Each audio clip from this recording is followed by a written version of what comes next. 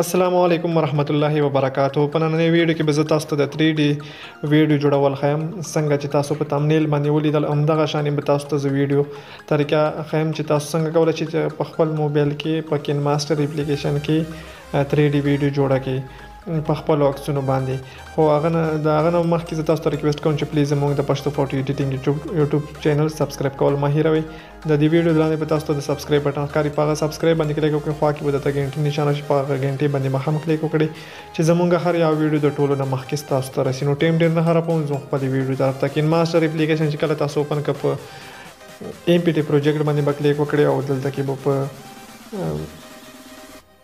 میډیا براوزر باندې کلیک وکړئ او یو بیکګراوند به دلته کې سلیکټ کړئ. د بیکګراوند چې کوم دی دا به تاسو دومره مخکې کړئ چې څومره تاسو ویډیو جوړول غواړئ، او بیا به تاسو په لیر باندې کلیک وکړئ او په میډیا باندې به تاسو کلیک وکړئ او دا ویډیو چې کوم دی دا به تاسو دلته کې ایکسپورټ کړئ او دلته ته به دا ویډیو راوړئ. نو بیا به تاسو په دې ټیک مارک باندې کلیک وکړئ او اوس په تاسو یو ځل بیا په دې ویډیو باندې به تاسو کلیک وکړئ او ښکته به تاسو راشي. دلته کې به تاسو په کروما کې باندې تاسو کلیک وکړئ او دا آپشن چې کوم دی دا به تاسو آن کړئ، انیبل به کړئ.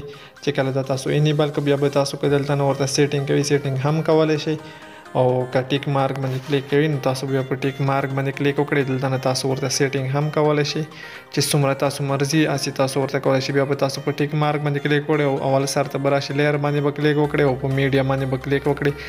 دلته کې تاسو چې کوم عکس دلته لګول غواړئ هغه عکس به تاسو دلته راوړئ.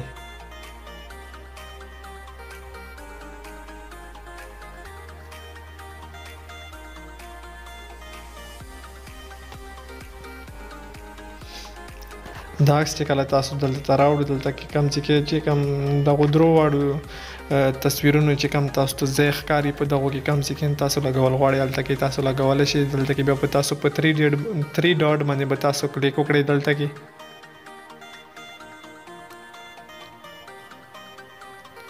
او سینډ ټو بیک باندې به تاسو کلیک وکړئ نو دا عکس به تاسو وګورئ دا به ختم شي دلته نه. نو ګورئ چې کومه دایره تاسو ځای چې کوم د عکس دپاره شو کوئ هلته ته لاړو. بیا به دلته کې تاسو په کراپ باندې کلیک وکړئ او دا به سیډ نه تاسو معمولي شان داسې کراپ کړئ چې دا دل کم نشان دی د نه د تصویر کټ شي. چې کله تاسو دومره دا تاسو کراپ کړلو بیا به تاسو دلته کې په ټیک مارک باندې کلیک وکړئ او د عکس چې کوم دی دا به تاسو چې څومره تاسو ویډیو عمره به تاسو مخکې بوځئ.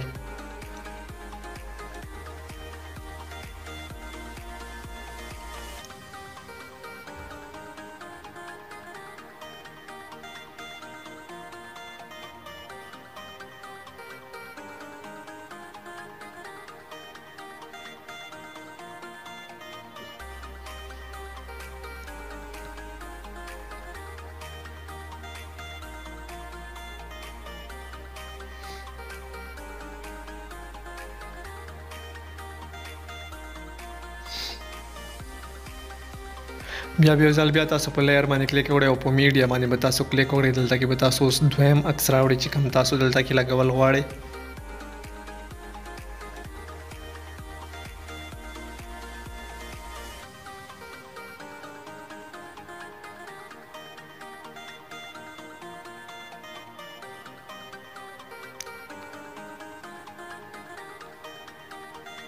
نو زه دا یو عکس دلته کې لګوم نو دا به تاسو راوړئ. دلته کې چې څومره تاسو ورته سایز منتخب کوئ هغه په تاسو باندې ډیپینډ دی، څنګه چې تاسو عکس وي هغه شانې تاسو جوړولی شئ.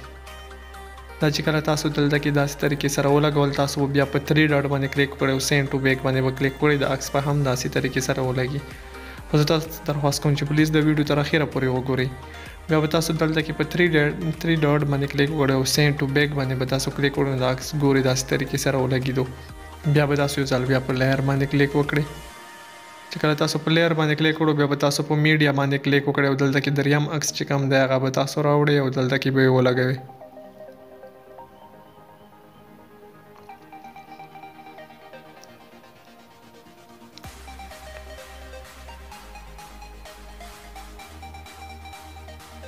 دا چې کله تاسو ولګول بیا به تاسو په 3 ډاټ باندې کلیک وکړئ او سینډ ټو بیک باندې به تاسو کلیک وکړئ نو د عکس هم ولګېدو. نو دا به د دواړه عکسونه چې کوم دي دا به تاسو اوس دومره مخته بوځي څومره چې تاسو د بیکګراوند او د ویډیو وي.